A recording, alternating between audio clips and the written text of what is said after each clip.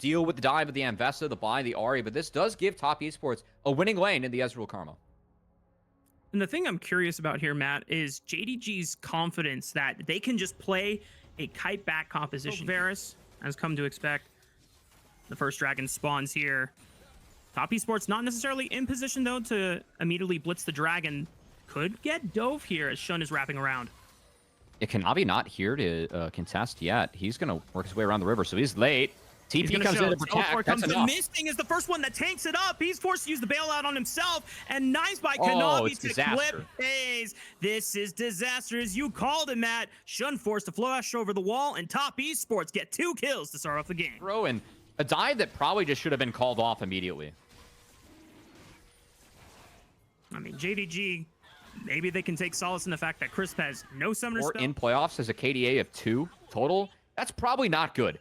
And that really just has been the story of Missing. It feels like he has just not had a grasp of how much damage goes down on him, when to go in. I don't think that he's been set up well for picks at times. I mean, even this game. Renata, you're opening yourself up to something like the Karma. This is something that Top Esport, they play as well. If you go Rel, you dissuade the shields.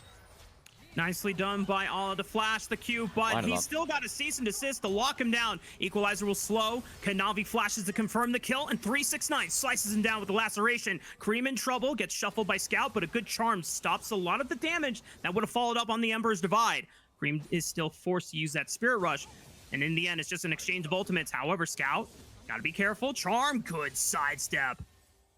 Enables you to at least see someone under mid-outer and step in the top river.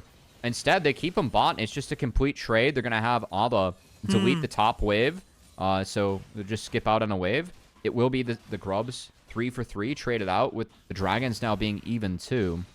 But still, don't love this for JDG.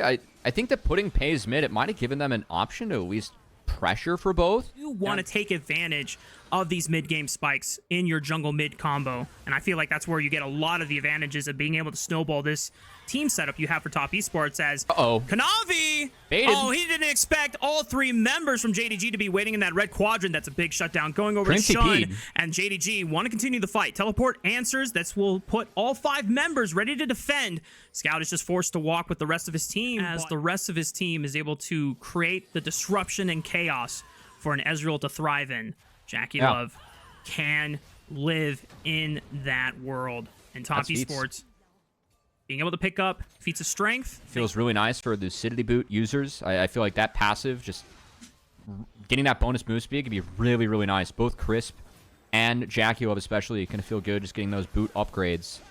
That said, going to be a trade here as Rift Herald taken. Each of our teams still opting the scale. And frankly, I know that scaling is starting to become the big question for me. It's, you know, can we actually break Azir as this game moves forward? Because I think that with how accelerated Scout is, he's going to be the one that's really tough to break, because eventually that Viari damage is going to fall off, and it's going to have to be the whole house being sent at Scout to take him out of the fight early on, if he even is the target. And if he's not the target, then you have to fight through Sand Soldiers for the entirety of the fight, which doesn't sound great. So I think that's where Top's going to be looking.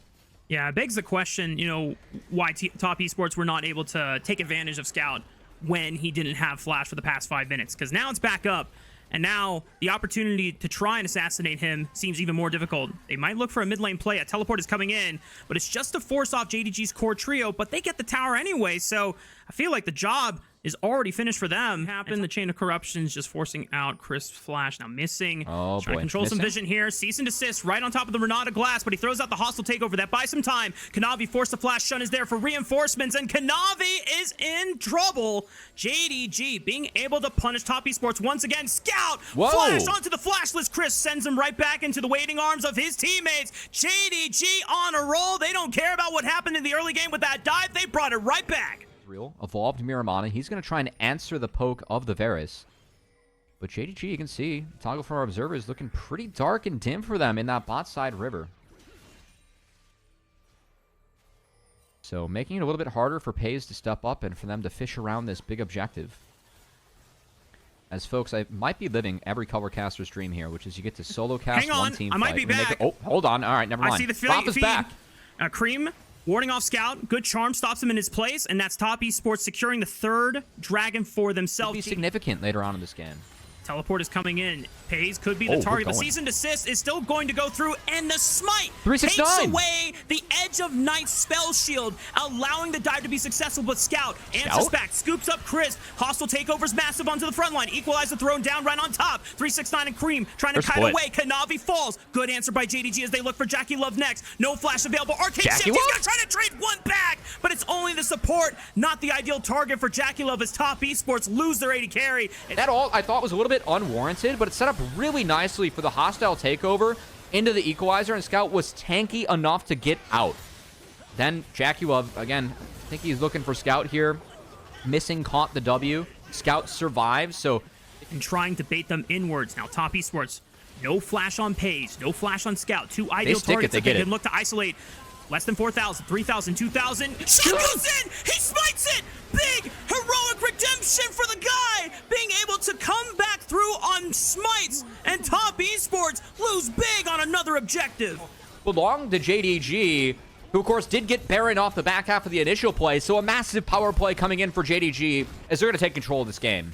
And if you are Shun, you are feeling so good right now, knowing that the journey through the upper bracket, there are so many hilariously missed smites and even tragic missed smites at the hands of Shun in other series that cost them important games. But in game 1 of this lower bracket best of 5, that damage came in. It was enough to make sure it went his way. Really well played by Shun. And now Kanavi's stuck.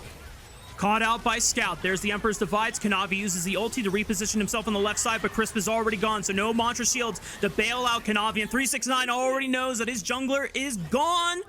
And so Top Esports now down to 3 members on the map.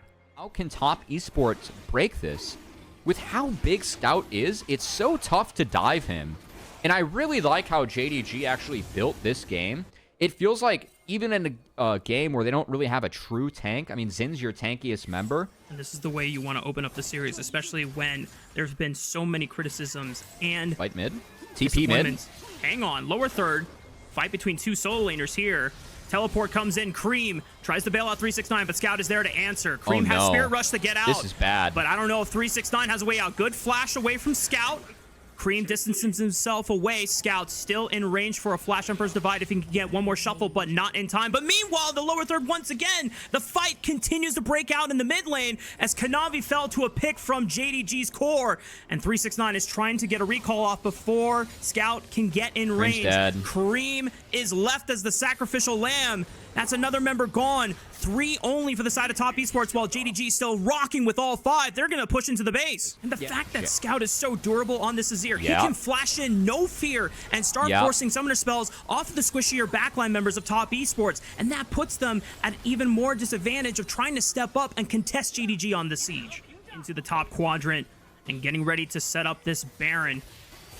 Top Esports trying to struggle. Kanavi, he gets interrupted on the Q. Can't get over the wall. JDG pick off the jungler from Top Esports once again. From him by JDG, who have done a really good job contesting that objective and will lead to a free Baron is Kanavi.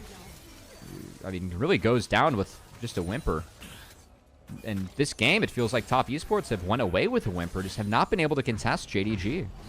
It will be a Shojin 4th for Jackie Love. If he gets that, maybe he can break the game if a fight gets crazy, but this front line is just not big enough from Top Esports. And again, and it also means that, I mean, Crisp's damage doesn't matter. He's Kanavi. Oh, man, Kanavi really is the punching bag for JDG. And Scout is coming in to lay the continuous pain. Crisp is gone down to the wayside once again. Cream falls next.